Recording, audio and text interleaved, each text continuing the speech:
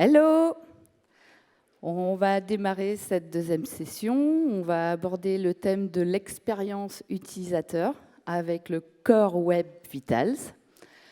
Donc, je vais appeler Nico, qui va vous en parler, mais pour les intimes, on l'appelle Freeze. Merci de l'applaudir. Merci. Bonjour à tous. Je suis vraiment très content d'être avec vous aujourd'hui. Aujourd'hui, en fait, on va parler des Core Web Vitals. Donc, c'est des métriques qui sont incluses dans Google. Donc, vous pouvez déjà les expérimenter, il n'y a pas de souci. En fait, c'est surtout une présentation pour vous sensibiliser en fait, aux performances web, mais surtout à l'expérience utilisateur. En fait, je vais un peu vous apprendre comment éviter de faire perdre de l'argent à votre société ou à votre client. En fait. Grosso modo, c'est ça l'idée. Moi, je m'appelle Nicolas Frisarin, du coup, elle m'a déjà introduit. Je suis développeur advocate et senior staff engineer au sein de chez Sphere. Vous pouvez venir sur notre stand. Franchement, vous allez gagner des pluches. Donc, n'hésitez pas. Il y a des petits jeux. Donc, voilà. Je suis également Google Developer Expert dans les technologies du web sur plutôt le channel performance et également en Angular.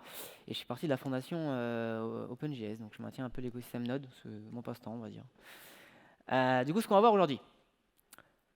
On va voir pourquoi déjà nos utilisateurs ils sont pas très contents. Parce qu'on en a des utilisateurs qui sont pas contents, qui vous disent ouais, non mais t'abuses, l'application ne marche pas. Ça c'est surtout le truc, elle marche pas. On va également voir ce que c'est réellement les Core Web Vitals. Et puis après je rentrerai dans toutes les métriques en particulier pour vous expliquer principalement en fait comment les débugger, comment les optimiser avec mes petits tips. Les recommandations, etc. Donc on verra la métrique LCP qui est Largest Contentful Paint, on verra la métrique Cumul Layout Shift, la métrique FID. Bon, je vais en parler vraiment rapidement de cette métrique-là parce qu'elle est deprecated, donc en 2024, elle n'est plus là, mais on va quand même le faire.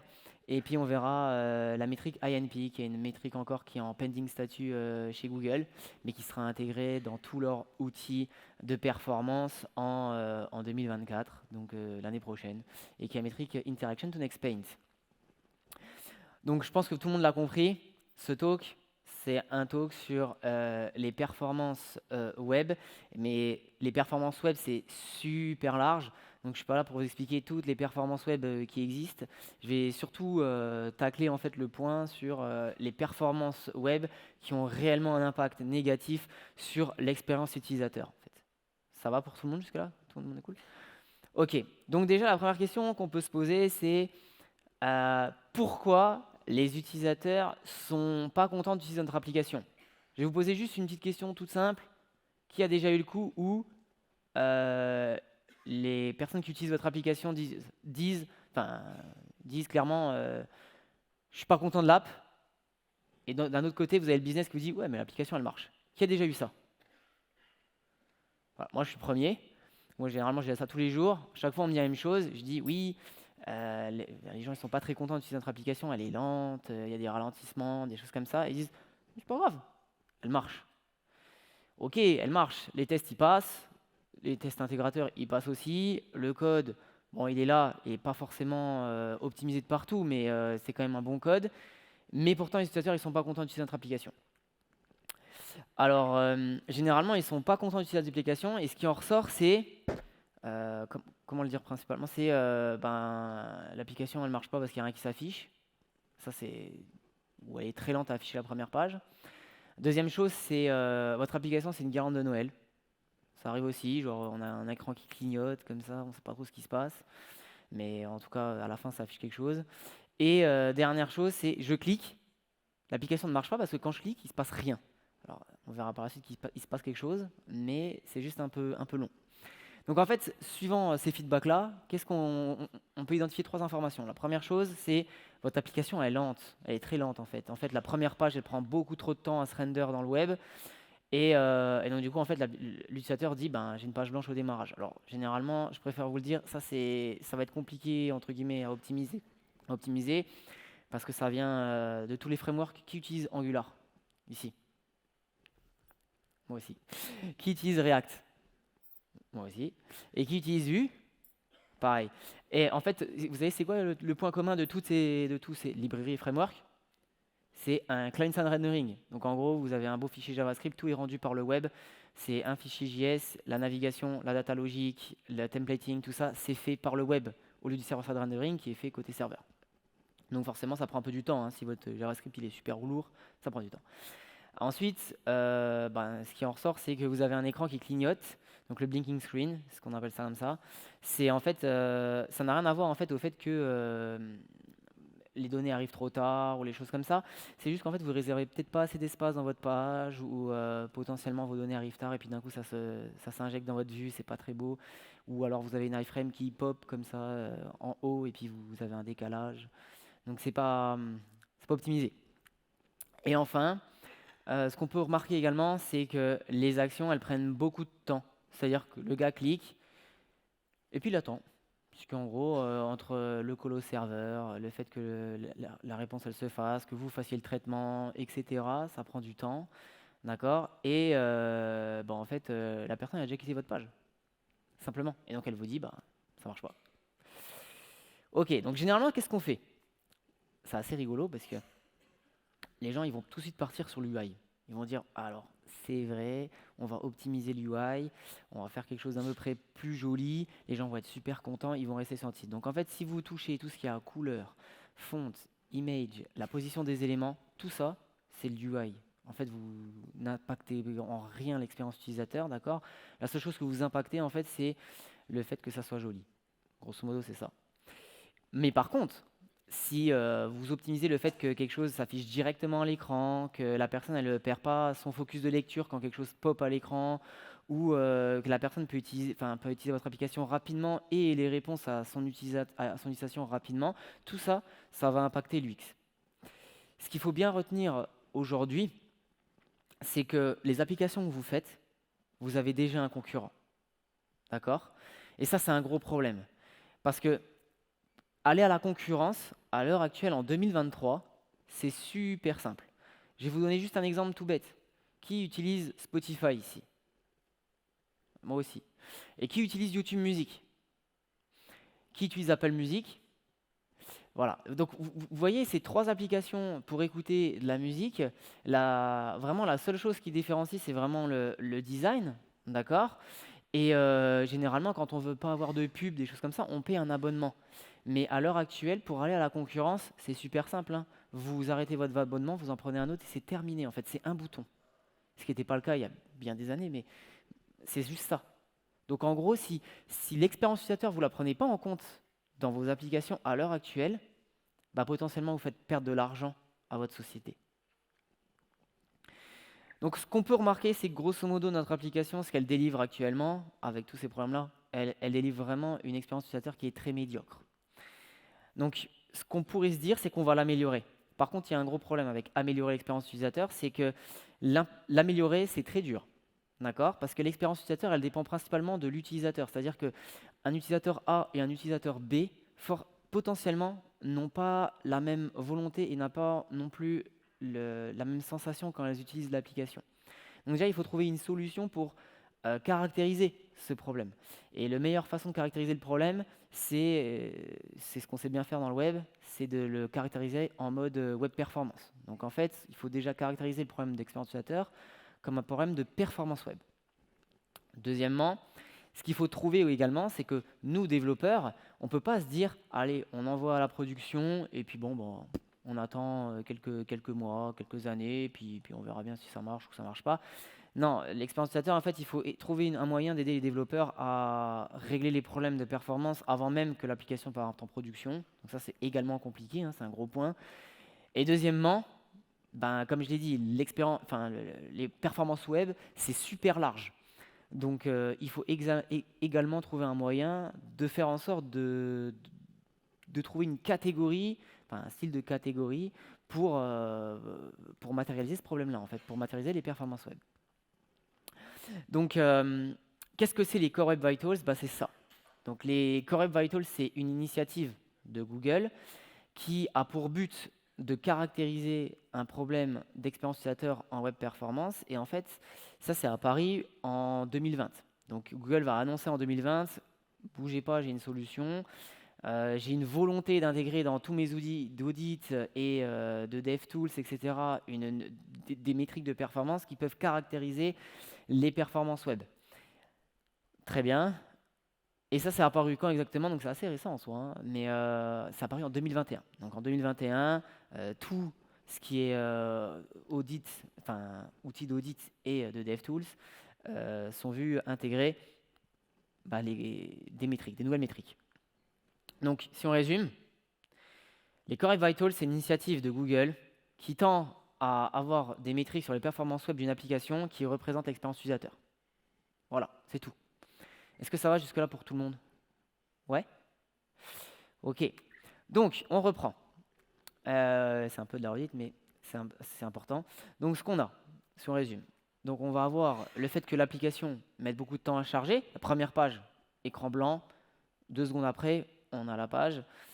Donc ça, c'est ce qu'on appelle, ça prend du temps pour render, grosso modo. Deuxièmement, potentiellement, notre application, on a des iframes, des publicités, des choses comme ça. On a décidé de les mettre tout en haut. Et puis, elles se mettent un peu de temps à charger. Du coup, quand ça pop, l'écran descend. Forcément, l'utilisateur perd son focus de lecture. Il scrolle. Perte de temps, c'est pas agréable. Et deuxièmement, en fait, pour montrer le résultat d'une interaction, ça prend beaucoup trop de temps. D'accord? Et donc, en fait, ces problèmes-là, ces issues, respectivement, en fait, elles ont un impact sur les métriques suivantes, le LCP, Largest Contentful Paint, le CLS, Cumul Layout Shift, le FID, First Input Delay, et également au final le INP, Interaction to Next Paint. Ok. Donc, déjà, ce qu'on peut se demander, c'est comment est-ce qu'on fait pour récupérer ces métriques, en fait. C'est la base. Donc, il y a 2 méthodes. La première, c'est by field, et la deuxième, c'est by labs. Donc la by field, c'est assez simple à comprendre. C'est grosso modo, vous récupérez réellement les données utilisateurs. Vous les humulez pas, vous faites rien du tout. C'est vraiment l'expérience utilisateur, les métriques qui sont réellement en production. D'accord? Donc ce qu'on appelle le RUM, donc le Real User Monitoring. Et donc en fait, ce que vous récupérez, c'est des vraies data. D'accord? Deuxième point, on pourrait aller dans by labs. Donc ça, c'est pour vous, développeurs, c'est pour nous, c'est pour essayer de débugger à l'avance. Et en gros, c'est juste, on va émuler l'expérience utilisateur, d'accord, dans certaines conditions, qui ne sont pas forcément les réelles conditions d'un utilisateur. Et ça va vous donner des données qui potentiellement reflètent la réalité. Et c'est juste pour vous permettre d'optimiser. D'accord? Mais je vous rassure, quand ça va partir en production, on va vous appeler et on va vous dire ça ne marche pas totalement comme on le souhaite, il faut optimiser, mais vous aurez des réelles données, parce que généralement, il faut faire by labs et après by field. OK? Donc by field, très simple, on récupère toutes les métriques. LCP, CLS, FID. OK? Et INP aussi. D'accord? Donc ça, c'est les outils d'audit de Google, principalement. Donc il y a la Chrome User Experience Report, le PageSpeed Insight, Search Console, et le Core Web Vitals Extension. OK? Ça va vous donner réellement les vraies données. Après, il y a une autre solution, je vous rassure, parce que ça, c'est propre à Google, on est d'accord? Donc vos données, elles sont quand même exposées à Google. Si vous n'aimez pas ça, que vous voulez faire du on-premise, ce que je comprends totalement, vous avez une lib qui s'appelle webvitals.js. En fait, cette lib-là, il suffit de l'inclure dans votre projet. Ça vous donne pas mal de fonctions helper pour récupérer les métriques. Et moi, ce que je trouve vraiment sensationnel avec cette lib, c'est que surtout, ça vous donne ces fonctions-là, elles prennent un callback, une fonction de callback, qui vous permettent de faire ce que vous voulez. Donc potentiellement, vous pouvez envoyer vos données sur un serveur ou sur votre DB, peu importe, pour après les analyser, faire des graphes. On peut imaginer plein de choses. Moi, je vous la recommande. Je voudrais juste quand même vous prévenir, elle n'est pas légère, cette lib. Et donc, potentiellement, c'est une third-party librairie. Donc, vous allez inclure ça dans votre bundle. Et donc, votre JS va forcément augmenter. D'accord? Donc, faites bien attention à ça parce que du coup, potentiellement, vous allez péter une métrique qui est le LCP, quoi. Ce qu'on peut faire également, c'est du lab tool, c'est ce que je disais. Donc, ça, c'est émuler. Donc là, il n'y en a que 2 des tools. C'est Chrome DevTools Lighthouse. Je pense que Chrome DevTools, tout le monde a fait un petit F12 sur Windows pour checker ce qu'il y avait au niveau du network ou des choses comme ça. Là, vous avez la même chose. Vous avez un petit panel Lighthouse, d'accord? Et puis vous avez aussi un panel performance. Utilisez-le, parce qu'il est là pour ça. Et par contre, vous allez pouvoir que capturer le LCP et le CLS, mais pas le FID, d'accord? Vous allez pouvoir capturer une autre métrique qui est justement le premier byte, en fait, le temps au moment du clic, donc où ça s'affiche, qui sera assimilé à ce moment-là au FID, mais vous ne récupérez pas le FID. Est-ce que quelqu'un a une idée de pourquoi on ne peut pas récupérer le FID ici, avec ces outils? Personne? Alors, c'est tout bête. Le FID, c'est le First Input Delay. C'est-à-dire qu'il faut absolument avoir une interaction avec l'utilisateur. D'accord? Le problème avec ça, c'est que c'est dur à émuler l'interaction avec l'utilisateur. Donc au final, on ne peut pas la récupérer. Si le gars ne clique pas, on ne peut pas la récupérer. D'accord? Et donc quand on fait un audit avec DevTools et Lighthouse, on n'interagit pas. Voilà, c'est juste ça. Donc, moi, ce que je veux aussi vous faire passer comme message, c'est que c'est pas l'un ou l'autre, c'est les deux. Les deux outils sont complémentaires. D'accord? Pourquoi? Parce qu'en fait, ils demandent vraiment de trois gros axes, en fait, ces performances-là. Et le premier axe, pour moi, qui est important, c'est le device. On n'a pas l'impression comme ça, mais le device est très important. Si vous avez un iPhone 3, enfin, c'est ça, 3G, un truc comme ça. L'iPhone 3G, typiquement, il a beaucoup moins de performance que l'iPhone 15 Pro. Ok, donc si vous allez sur une page web, potentiellement, ça va prendre beaucoup plus de temps en fait, hein, parce qu'il y a beaucoup. L'iPhone 15 Pro a plus de RAM, etc. Donc, plus le device est puissant, bah, plus ces problèmes-là, vous les aurez pas. Et en fait, c'est tout bête. Moi, j'ai eu un coup où bah, en fait, j'avais certains utilisateurs qui me disaient j'ai pas de problème et d'autres qui me disaient j'ai des problèmes. Et en fait, je me suis dit tout bête, en fait, je leur ai demandé vous avez quoi comme device? Il y en a un qui avait un MacBook Pro M2 et l'autre avait un MacBook Pro Intel. Et en fait, je me dis ouais, c'est quand même dingue parce que du coup, ben, rien que ça faisait en fait que la page elle laguait. Voilà. Donc, c'est important. Deuxièmement, c'est les conditions réseau. Alors forcément, ici, on est en Europe, ça se passe super bien. On a de la 5G un peu partout, hein, et aussi on n'en a pas, on a de la 4G. Mais typiquement, dans certaines régions du monde, il n'y a pas Internet du tout. D'accord? Donc en fait, comment que ça va se passer? Ça va aller chercher Internet sur le satellite. Et donc là, bah, forcément, la condition réseau est vraiment pas optimale. Donc vous imaginez bien que si vous envoyez 1 giga de JavaScript, bah, le browser déjà il va mettre du temps à le télécharger et il va mettre du temps aussi à le rendre, quoi. Parce que bah, c'est le web. Et enfin, ben, simplement, ça va dépendre également du type d'interaction, d'accord, que l'utilisateur a avec son device. Donc, prenons un exemple simple. Ici, quand vous utilisez votre device, qui quitte réellement l'application? Généralement, quand vous prenez votre device, vous faites l'application et puis hop, vous l'enlevez comme ça, d'accord? Mais jamais vous prenez le temps de l'enlever entièrement et de la killer. D'accord? Et ça, c'est très important parce que du coup, vous imaginez bien que pour que ça marche, pour que tout soit rafraîchi, en background, chaque application va se voir allouer une petite partie du CPU en fait, de votre device. D'accord? Donc clairement, quelqu'un qui a killé toutes ses applications et qui lance votre application pour une prochaine fois, bah, tout le CPU du device est alloué à cette app. Par contre, une personne qui clairement a 500 applications ouvertes, ben, il va ouvrir votre application pour la première fois, ben, il n'aura pas tout le CPU en fait. D'accord? Il aura juste une petite partie, et ça aussi, ça va jouer. Donc, ce qu'on fait, c'est que les fields data, justement, elles sont là pour ça. C'est que ça va donner tous ces renseignements-là, et c'est ça qu'il faut prendre en compte. Donc maintenant, on va partir un peu sur les métriques au fur et à mesure, voir ce que c'est réellement. Donc la première métrique sur laquelle on va interagir, c'est le LCP, le Largest Contentful Paint. D'accord? C'est la fameuse issue qui dit ben, j'ai une page blanche au démarrage de votre application. OK? Donc, qu'est-ce que c'est en fait le LCP? C'est simple, c'est une métrique qui va en fait simplement mesurer le temps que va mettre votre application pour afficher le plus gros bloc de texte de toute votre app ou l'image la plus importante. D'accord? C'est ça en fait le LCP. Donc généralement, comment est-ce qu'on la mesure? Si on est entre 0 et 2,5 secondes, on est plutôt bon, même très bon. Entre 2,5 et 4 secondes, ça nécessite quand même quelques améliorations, mais je vous rassure, il n'y a pas de grosses améliorations à faire, hein. C'est peut-être juste des petits points à modifier, des petites choses comme ça. Mais par contre, entre 4 secondes, malheureusement, vous revoyez toute l'application, l'architecture de la page, l'architecture entière de votre app. Donc ça veut dire que même votre back, en fait, il est pas très bon. D'accord? Donc ça, on va le revoir. Donc comment commencer? Parce que c'est quand même assez chaud à débugger ce genre de truc. On commence par où? Simplement, en fait, je vous le redis, toutes les applications que vous utilisez aujourd'hui, généralement vous faites de l'Angular, vous faites du Vue, du React, en fait vous faites du client-side rendering.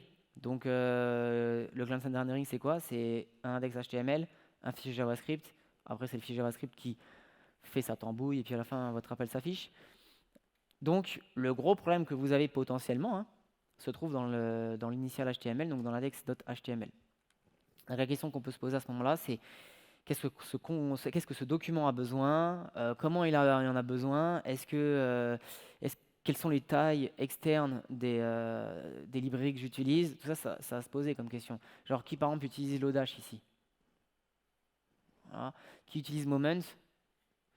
Et faites-moi plaisir, qui a importé import Lodash comme ça? Voilà. Donc grosso modo, ça c'est mon petit tips. Lodash, tout le monde arrête. On va utiliser maintenant Lodash ES. D'accord, on va essayer d'importer juste la fonction qui nous intéresse.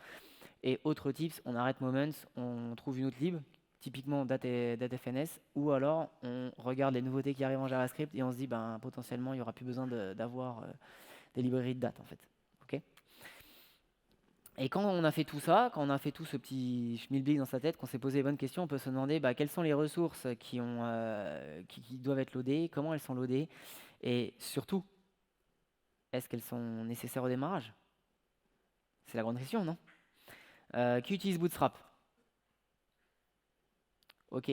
Qui utilise Angular Material? Vous faites comment pour importer votre feuille de style? Vous importez le min CSS? Oui? Non? Peut-être qu'à la page initiale, vous n'avez peut-être pas forcément besoin de tout le CSS. Ok? Donc il va peut-être falloir penser à splitter aussi. Donc comment ça fonctionne réellement? Donc là, c'est quelque chose qui n'est pas du tout optimisé. Ok? Donc le browser, il va charger votre document initial HTML. D'accord? Une fois qu'il l'a chargé, imaginons qu'il y a des feuilles de style qui sont incluses dedans, il se dit ok, maintenant il faut que je télécharge des feuilles de style. Il télécharge les feuilles de style. Potentiellement, ces feuilles de style ont des images. Il faut télécharger les images. En parallèle, donc les images sont à ce moment-là vos LCP ressources, d'accord? Et qu'est-ce qu'il va faire après? Il va surtout se dire, en parallèle des LCP ressources, je vais télécharger le JavaScript et je vais l'exécuter. D'accord? Une fois que on a tout exécuté et que le plus gros bloc s'affiche dans votre page, vous obtenez votre score LCP. Donc il s'en passe quand même des choses pour un browser. C'est bon. Ouais, pardon. Du coup, c'est super complexe comme problème à débugger. Et donc, moi, ce que je propose généralement, c'est que quand on a un problème complexe, on essaye de splitter en problème beaucoup plus simple. D'accord? Donc, généralement, moi, je le split en 4 problèmes. Le premier problème que je vais optimiser, c'est le time to first byte. C'est quoi le time to first byte? C'est le temps que va mettre le browser pour récupérer le premier byte de votre page initiale. Ok? Donc généralement, vous pouvez me dire, ouais Nico, débugger ça, améliorer ça côté front, ça va être chaud. C'est vrai. Vous appelez vos copains du back-end, vous leur dites de faire une petite optimisation, parce que clairement, c'est pas de notre côté ça. D'accord? Mais par contre, ça va prendre 40% du temps, généralement. Ce que vous avez aussi, c'est le ressource au délai. Donc, qu'est-ce que ça va être ça? C'est le temps que va mettre le browser pour télécharger tout l'index HTML et les feuilles de style, ok, entièrement. Donc ça représente généralement 10% du temps parce que l'index HTML, l'HTML, c'est quoi exactement? C'est qu'un fichier de texte. Donc ça arrive relativement vite au browser. Et pareil pour le style. Ce qui va prendre beaucoup plus de temps, ça va être télécharger une image. Parce que ça, c'est pas du texte. Donc du coup, ça prend un peu plus de temps. Donc on va dire, c'est aussi quelque chose d'optimisé, c'est 10%. Mais là où vous allez vraiment galérer, c'est pour rendre l'élément. Et ce temps-là, c'est 40%. Parce que là, du coup, il faut non seulement télécharger la LCP ressource, mais potentiellement, il faut exécuter tout JavaScript. Donc il faudra potentiellement aussi optimiser le JS. Donc si on reprend le graphe qu'on avait avant, on split. Donc le time to first byte, c'est le temps qu'on a en bleu clair, d'accord? Donc comme je le dis, c'est le temps de récupérer le premier byte. Une fois qu'il l'a récupéré, on passe dans le ressource au délai, c'est le temps de chargement pour l'HTML et le CSS. Le ressource au time, c'est le temps que va mettre le browser pour télécharger toutes vos ressources. Il ne l'a pas encore affiché, d'accord? C'est juste le temps pour télécharger toutes les ressources. En parallèle, il y a forcément les scripts qui sont loadés. Et quand tout est exécuté et que quelque chose s'affiche à l'écran, ça c'est l'element render delay. Et donc là, à ce moment-là, vous optimisez. D'accord? Vous avez votre LCP. L'idée, c'est de se dire, si on veut optimiser ce genre de problème-là, vous ne pouvez pas juste vous dire, bah, j'optimise qu'une partie. Il faut que j'optimise toutes les parties, sinon ça ne marchera pas. Donc l'idée, c'est vraiment de tout paralléliser, et c'est ça qui est compliqué. Donc première chose, première optimisation, premier tip que je vous donne, c'est préloader en fait. Ok, les feuilles de style, vous pouvez tout simplement vous dire, bah, je les préload, je fais un link, le reel, au lieu de mettre style sheet, je mets preload, d'accord, as style sheet, et ça va le faire pour vous. Ça, c'est le browser qui va le faire pour vous. Donc faites-le, ça ne mange pas de pain, et ça va tout de suite être optimisé. Désolé. Deuxième point, tout ce qui est script, bah, essayez de faire des differs avec. Donc vous avez la possibilité maintenant avec l'HTML classique, le web, juste de mettre un script et de mettre async ou differ, même les deux parfois. Donc faites-le, ça mange pas de pain, juste comprenez async et differ ce que ça fait. Il y en a un qui est asynchrone, et puis differ qui est plutôt synchrone, donc on attend que tous les scripts soient chargés. Et enfin, les deux derniers points, c'est donner une priorité. Ça, vous pouvez le faire. Dire à une ressource, je veux que tu sois téléchargé en priorité avec fetch priority. C'est un attribut qui est récent, mais c'est pas bien compliqué à utiliser non plus. Hein. C'est fetch priority high ou low. Voilà. Et splittez votre contenu. Comme je vous l'ai dit, évitez de télécharger tout Bootstrap. Si dans votre première page, vous avez juste 3 boutons, mettez juste le style des 3 boutons en fait. D'accord? Mais le style de la carte, on s'en moque. Pour le début, en tout cas. Donc, si vous faites ça, le graphe change totalement de tête. Vous voyez, on va commencer à préloader en parallèle les LCP et les ressources de style, par exemple. Et surtout, ce qui est intéressant, c'est que vous allez pouvoir commencer à télécharger les feuilles de style au moment où le browser découvre qu'il y a une dépendance. Pas quand tout l'HTML est chargé. D'accord? C'est ça la différence. Et si vous faites ça, si vous splittez correctement votre contenu, etc., forcément, vous optimisez toutes les parties et donc forcément, votre score LCP est impacté. Je vous le redis, si vous avez un problème de time to first byte, c'est pas pour vous, c'est pour les copains du back-end. Donc, comment est-ce qu'on débug ça? Alors, forcément, malheureusement, il va falloir aller dans l'outil les DevTools de Chrome. Vous allez dans l'onglet performance. Et là, vous avez un gros problème parce qu'en vrai, l'onglet performance, si vous n'avez pas vraiment l'habitude de l'utiliser, c'est très compliqué à utiliser. Il y a beaucoup de bruit autour de ça, il y a beaucoup de métriques, beaucoup de choses, beaucoup de graphes. Et je peux comprendre que ça soit chaud à débugger. Mais par contre, il y a un nouvel outil qui arrive qui s'appelle Performance Inside. Pour moi, c'est le nouveau panel de performance, très simple. Ça vous fait une petite capture, ça vous dit les métriques, ça vous dit même exactement où est-ce que vous avez des soucis, avec des liens qui vous amènent vers la bonne documentation pour vous dire comment optimiser le problème. Donc là, vraiment, Google a mis le paquet et c'est compliqué de dire je ne sais pas faire puisque ça vous amène vers la bonne documentation. Ça, c'est assez génial. Si vous voulez savoir comment splitter votre contenu, alors ça, j'avoue, c'est pas très simple non plus, mais typiquement, vous allez avoir un panel qui s'appelle le Coverage Tools, d'accord? Donc c'est très simple, vous oubliez votre DevTools, et puis vous faites CMDP, vous tapez Coverage, ça va vous ouvrir le tool de Coverage. Et en fait, sur cette partie d'écran, comme je vous le montre, vous avez du rouge, du bleu. Alors le rouge, c'est pour vous dire, c'est le pourcentage qui n'est pas utilisé, et le bleu, c'est le pourcentage qui est utilisé. Donc si vous regardez, j'ai un fichier, moi, dans mon application, il est à 100% quasiment pas utilisé. D'accord, c'est un exemple. Ensuite, on va passer sur une autre métrique qui est le CLS, Cumulative Outshift. Donc qu'est-ce que c'est? Ça va mesurer simplement la stabilité de votre écran. Alors qu'est-ce que c'est la stabilité? C'est à partir de quel moment il n'y a plus rien, d'accord, qui pop à votre écran. Généralement, on fait ça sur 500 millisecondes, donc le délai est très court. Hein. Si ça dépasse ce délai-là, ça sent pas très bon. Il va falloir peut-être revoir des choses. Donc pareil, entre 0 et 0,1 secondes, on est plutôt bien, on est même très bien. Entre 0,1 et 0,25, ça va nécessiter quelques améliorations, mais comme je vous le redis, c'est pas grand-chose, hein, c'est juste des petits tips à appliquer.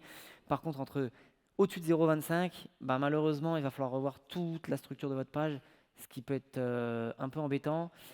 Et potentiellement, il faudra revoir aussi avec la personne qui gère l'UI pour lui dire là, ça va peut-être pas, il faudra optimiser, des choses comme ça.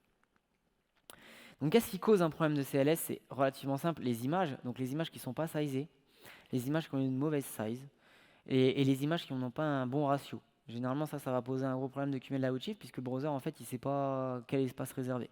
Grosso modo, c'est ça. L'injection de contenu dynamique. Alors ça peut paraître également bizarre, mais je pense qu'on l'a tous fait ici. Qui, par exemple, typiquement, dans votre page, vous la chargez, et puis d'un coup, en fait, vous faites un call HTTP pour récupérer les données. Tout le monde le fait, ça, non? Et ben ça, c'est rendre du contenu dynamique. Deuxièmement, ça peut être le fait d'attendre que toutes les requêtes réseau soient faites avant de modifier votre document, votre DOM. D'accord? Tout ce qui est adds, embed, iframe peut également causer un problème de CLS. Et récemment, quelque chose que j'ai remarqué, les web fonts. Est-ce que quelqu'un a déjà comparé, genre juste pour rigoler, vous faites un site et puis vous mettez une certaine fonte et puis après juste une autre? Vous avez jamais remarqué qu'il y avait un petit souci, genre ça rend pas pareil? C'est plus gros ou des choses comme ça? Mais ça, en fait, c'est la web fonte. Et typiquement, ça peut poser problème également. Donc, il faut trouver un moyen que toutes les fontes soient display sur le même ratio. Alors, sur cette vidéo, comme je vous ai un petit peu montré, ce qui s'est passé là, c'est qu'actuellement, vous avez vu au début de ma page, j'avais du texte, et d'un coup, les images, elles prennent beaucoup plus de temps à se charger, et donc d'un coup, bam, ça pop, et en fait, l'utilisateur va perdre sa lecture. Pareil, pour cette petite vidéo, vous allez voir une iframe, elle va popper d'un coup, et voilà, vous perdez une fois de plus votre focus de lecture. D'accord? Donc, ce genre de choses, c'est à bannir, ou alors il faut trouver une autre solution de les afficher. Mais pas en tout cas comme c'est fait actuellement sur mon exemple. Donc comment est-ce que je vais améliorer mon CLS? Simplement, déjà je vais sizer mes images. La propriété est relativement simple, c'est high ou with. D'accord? Vous avez également la possibilité, avec une nouvelle propriété CSS qui s'appelle aspect ratio, de donner un ratio à votre image. Donc ça c'est génial. Pour tout ce qui est add, embed, iframe, vous savez qu'ils sont statiques, dans ce cas, réservez l'espace en fait. D'accord? Vous la prenez, vous regardez, ok, ça fait par exemple 100 pixels sur une width de 200 pixels, vous réservez ça dans votre espace HTML et c'est réglé. Le browser il sera content avec ça. En fait, il dira, ok, ça sera peut-être blanc au démarrage, mais en tout cas, ça va pas popper d'un coup et tout descendre. Pour tout ce qui est add, embed, iframe qui sont dynamiques, ça c'est très compliqué du coup de récupérer la size. Donc moi ce que je vous propose c'est au lieu de le mettre en haut de votre page, soit vous le mettez en bas, soit à droite, soit à gauche. Mais pas en haut en tout cas, parce qu'en haut, forcément quand ça va popper, tout est décalé. Et enfin, vous pouvez ajuster la taille de votre fonte maintenant avec une nouvelle propriété CSS qui est présente qui s'appelle Size Adjust. Ça vous permet en fait justement de dire qu'une fonte A et une fonte B, la fonte B pour qu'elle soit calquée sur la fonte A, il faut qu'elle soit ajustée à telle valeur. D'accord? Voilà, c'est tout. C'est des petits tips, mais ils marchent très bien et vous verrez que votre CLS, il va forcément augmenter. Alors comment est-ce que je fais pour débugger ça? Un seul outil, Lighthouse, vous le lancez et généralement il va vous pondre une belle métrique en disant le CLS est pas bon. Mais non seulement il va vous dire ça, mais il va surtout vous dire pourquoi il n'est pas bon, avec plein de liens vers la documentation pour vous expliquer comment faire pour optimiser votre CLS. Donc ce qui est intéressant avec Lighthouse, c'est qu'il y a 3 nouveaux modes qui sont arrivés. Le premier mode qu'on avait, c'était Navigation, donc jusqu'en Chrome 103. Jusqu'au Chrome 103, tous les reports que vous faisiez avec Lighthouse, c'était des Navigation Reports. C'est-à-dire qu'en fait, il rechargeait votre page, et en fait, c'était sur le chargement de votre page qu'il faisait un report. Ok? Maintenant, c'est plus le cas. Il y a 2 nouveaux modes. Il y a un mode qui nous permet en fait donc qui est time span, qui en fait c'est il va pouvoir en fait vous mesurer, si vous voulez, la performance de votre application, d'accord, mais sur un certain temps, sur un temps qui va justement contenir les interactions utilisateurs. Ok? Et après, vous avez le snapshot qui, c'est le dernier mode. En fait, ça vous permet simplement d'avoir des performances à un instant T de votre application, d'accord, sur un certain état de votre application, généralement après que les interactions utilisateurs se soient faites. Voilà. Dernière métrique, enfin avant-dernière, après l'INP, c'est FID, First Input Delay. En fait, c'est quoi? C'est le temps que va mettre le browser pour, au moment où l'utilisateur clique, d'accord, c'est le temps de mettre le browser pour exécuter la première ligne de JavaScript sur l'event handler qui a été associé à votre click. C'est ça. OK. Donc si on est entre 0 et 100 millisecondes, on est bon. Entre 100 millisecondes et 300 millisecondes, ça nécessite quelques améliorations, mais ça, toute cette partie d'amélioration, elle va se faire côté JavaScript. Et au-dessus de 300 millisecondes, on n'est pas bon, donc on refait tout le JavaScript. Grosso modo, c'est ça l'idée. Qu'est-ce qui peut poser problème en fait des problèmes de FID? C'est le fait que le main thread il est bloqué. Donc je pense que tout le monde ici en JavaScript sait qu'il n'y a qu'un seul thread. Ok. Et donc en fait ce qu'on a fait c'est pour contrecarrer ce problème-là, parce que c'est un problème majeur, on a créé l'event loop. D'accord. Et donc du coup potentiellement il va falloir déléguer aussi à ce JBeak, à Tick ou à différents layers de l'event loop pour éviter de bloquer le main thread. Et enfin, alors ça c'est aussi sympa, c'est le fait d'avoir du JavaScript qui n'est pas utilisé. Donc je comprends, hein, je conçois très bien que des fois on n'a pas le temps, on a du JavaScript, on se dit ok on le laisse dans la page, ou on le laisse tout court, on s'en fout, on le commente, ou des choses comme ça, ou peu importe, on l'a, ou on ne commente même pas parce qu'on sait que c'est même plus utilisé. Mais le problème c'est que pour le browser, lui il va devoir il va devoir en tout cas l'interpréter, le parser, et ça prend du temps. Alors que si on l'enlève, c'est du temps de gagner, quoi. Grosso modo, c'est ça. Donc, ça mange pas de pain, c'est super simple, hein. Supprimer le JavaScript qui n'est pas utilisé, je pense que c'est très simple. Et ça va vraiment aussi améliorer votre FID. Bon, maintenant, je vous le cache pas, hein, mais le FID, par défaut, il est plutôt bon sur toutes les apps. D'accord. C'est pour ça qu'on a mis la nouvelle métrique INP, justement. Parce que le FID est trop facile, en fait. Généralement, il relève rien. Donc, comment est-ce qu'on fait pour l'améliorer? On va splitter le JavaScript. Donc on va essayer d'éviter d'avoir des grosses tâches, d'accord. Je pense qu'on va également les loader du code. Donc ça clairement, on ne peut pas dire que c'est pas facile à l'heure actuelle. Vous avez Angular, vous avez React, vous avez vu, rien qu'avec leur routing, il permet de les loader des features. Donc faites-le. On est dans une ère avec ES Module. Vous pouvez également les loader des classes, d'accord, à la volée, au runtime. Donc pourquoi sans pas privé? C'est simple, c'est juste un import, d'accord? C'est une fonction qui fait un import. Donc ça, vous pouvez l'user, le surutiliser, pas de problème.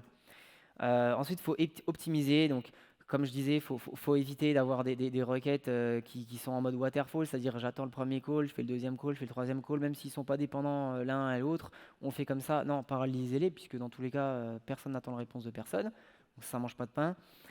Éviter aussi tout ce qui est librairie. Alors, j'avoue, quand on est en période de développement, des choses comme ça, on a envie d'aller vite, d'accord, et de se dire, je vais prendre une librairie A, une librairie B, une librairie C, et puis à la fin, tout marche. Il y a eu un talk super intéressant hier d'une personne de OnePoint qui a parlé de faire ses propres charts en CSS. Écoutez, si vous avez deux charts dans votre application et c'est deux charts faciles, faites-le en CSS, hein, ne prenez pas une lib, en fait, ça vous coûtera moins cher en fait. Et enfin, pour tout ce qui est grosses tâches, déléguer à un web worker. Maintenant, c'est très bien implémenté dans tous les frameworks, dans toutes les librairies. Utilisez un web worker, et dans tous les cas, le web worker, son but, c'est une fois qu'il a fait le traitement, il notifiera votre main thread. Donc, vous attendez la notification, vous pouvez le faire, vous pouvez le paralyser, et puis quand vous avez la notification, vous faites le traitement que vous avez besoin de faire. Donc, dernière métrique, c'est la métrique qui est encore en mode pending, d'accord, elle est plus expérimentale, c'est l'INP. Et en fait, c'est quoi l'INP? Elle est plus importante en fait que le FID, puisque l'INP, elle va mesurer le temps qui va se passer au moment où l'utilisateur est clique et où une nouvelle frame a été rendue pour l'utilisateur. Ok, donc ça fait beaucoup plus de sens en fait. Donc contrairement au FID qui lui mesure le temps entre le moment où la personne clique et la première ligne de l'event handler est exécutée, là l'INP il mesure vraiment quand est-ce que la prochaine frame s'affiche. D'accord? Donc quand est-ce que réellement l'utilisateur il perçoit en fait le résultat de son interaction.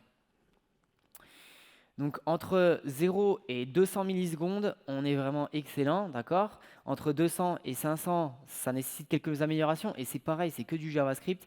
Entre 500 millisecondes, au-dessus de 500 millisecondes, pardon, c'est vraiment très mauvais, donc il va falloir revoir tout le JavaScript. Donc comment est-ce que ça s'améliore? Alors, c'est deux choses. Enfin, en fait, gros, c'est même une seule chose.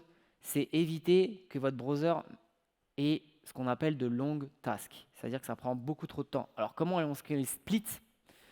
Soit on yield l'action, soit on va utiliser un web worker, d'accord? Ou soit, c'est ma préférée, on va utiliser ce qu'on appelle, on va promissifier, ou on va utiliser par exemple des set timeout, d'accord, avec virgule 0. Alors c'est vrai que c'est un petit trick, d'accord, mais ça marche plutôt bien.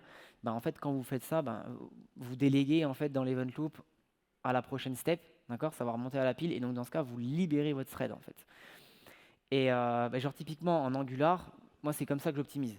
Parce que c'est très simple, je mets juste un set timeout, et puis donc bah, du coup, ben, je sais que c'est délégué, et puis tous mes collages TP, j'ai fait comme ça, et ça marche très bien en fait, d'accord? Donc ça, c'est comme ça qu'on optimise cette métrique. Ce que je vous propose, c'est que j'ai un peu de temps encore. Ça vous dit que je vous montre vraiment les DevTools en action? Ouais? Mais je vais faire ça en fait, c'est bien, comme ça on va faire, je vais vous montrer.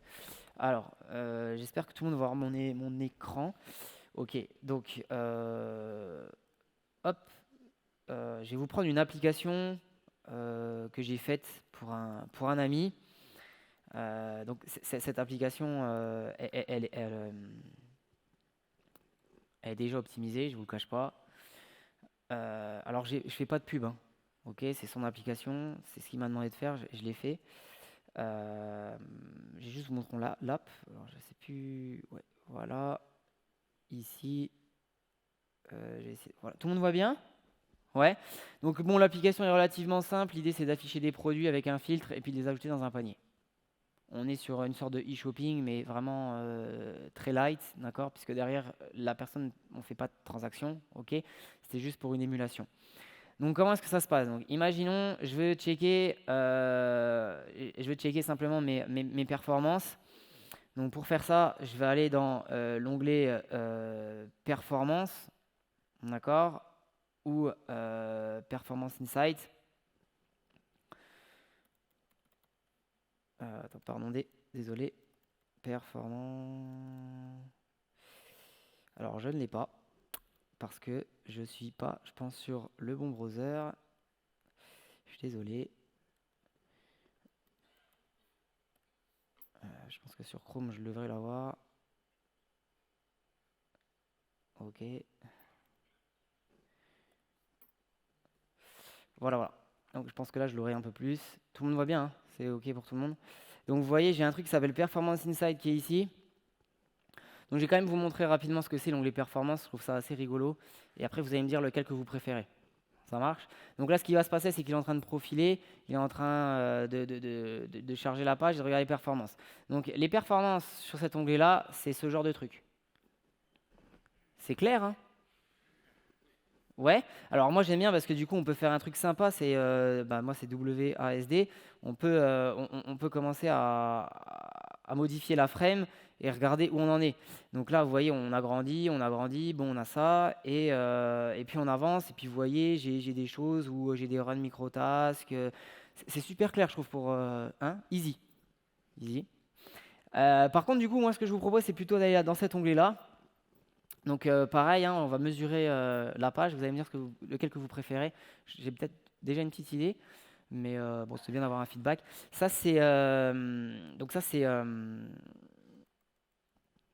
suis désolé, je vais aller plus vite. Ça c'est sur donc c'est Performance Insight. Vous voyez, c'est beaucoup plus simple. Il y a beaucoup moins de choses. On va commencer à voir. Bon là c'est tout petit, hein, mais vous voyez, il y a des couleurs HTML, CSS, JS, ça vous explique déjà tout ça. Et moi, ce que j'adore, c'est ce panel-là, en fait. Vous voyez, j'ai aucun problème, a priori. Bon, on a déjà optimisé, c'est peut-être pour ça. Mais vous voyez, il mesure les performances. Et si j'aurais des soucis, ici, il vous dirait, typiquement, où sont les problèmes. OK? Et puis, ça irait vers la doc. Ça vous va? Il est mieux, celui-là, non? Vous réfléchissez? Ah ouais, je m'en doutais. Je comprends pas l'autre, pourquoi il est super sympa, il y a plein de bruit et tout ça, je comprends pas, beau graphique. Comment est-ce que ça marche le coverage tool? Donc le coverage tool, on est là-dessus. Donc pareil, je vais recharger ma page et vous voyez, genre typiquement ici, dans mon fichier JS, j'ai une partie, donc ça c'est mon main.js, hein. J'ai une bonne partie qui n'est pas utilisée, hein, quand même, mais bon, j'ai une grosse partie qui est utilisée, mais j'ai une bonne partie aussi qui n'est pas utilisée.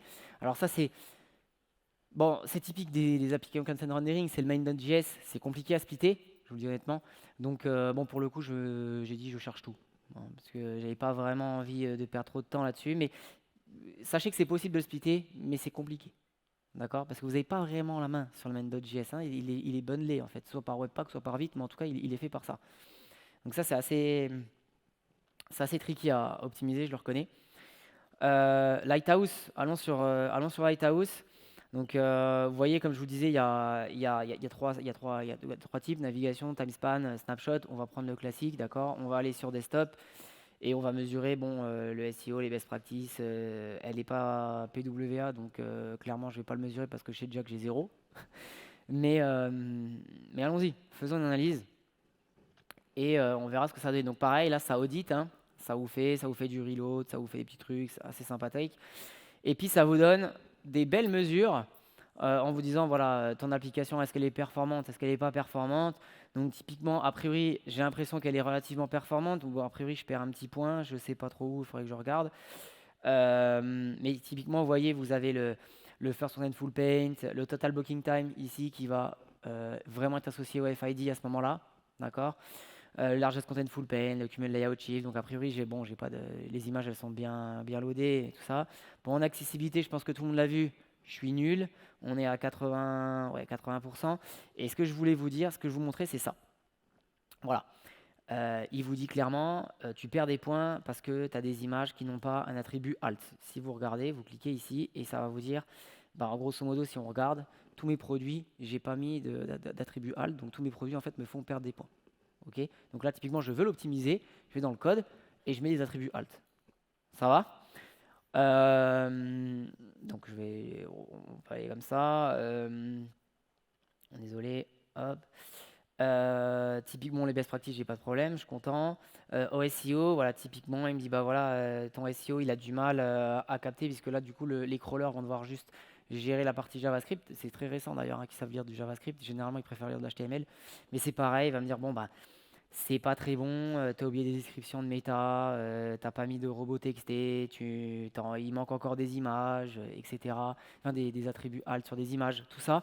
Donc Lighthouse, c'est un outil très performant, très puissant, qui vous permet rapidement de récupérer des métriques, d'améliorer les performances web de votre application. Donc je vous le recommande.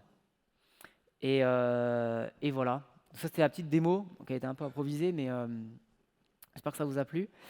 Et pour moi, c'est terminé. Donc, je vous remercie à tous d'être venus. Alors, il faut que je retrouve ma presse maintenant. Je crois que c'est peut-être là. Ouais, c'est là. Voilà. Je vous remercie à tous d'être venus. Merci de m'avoir écouté. Vous pouvez me suivre sur LinkedIn. Merci. Vous pouvez me suivre sur LinkedIn, sur Nicolas Frisin. Vous pouvez aussi me suivre sur Twitter avec Nico54. N'hésitez pas à m'envoyer des messages sur le web en général. Je répondrai toujours dans la journée, généralement. Je vous souhaite vraiment à tous une très bonne journée, une bonne continuation. Profitez bien des conférences et merci d'être venus. Et si vous avez des questions, n'hésitez pas.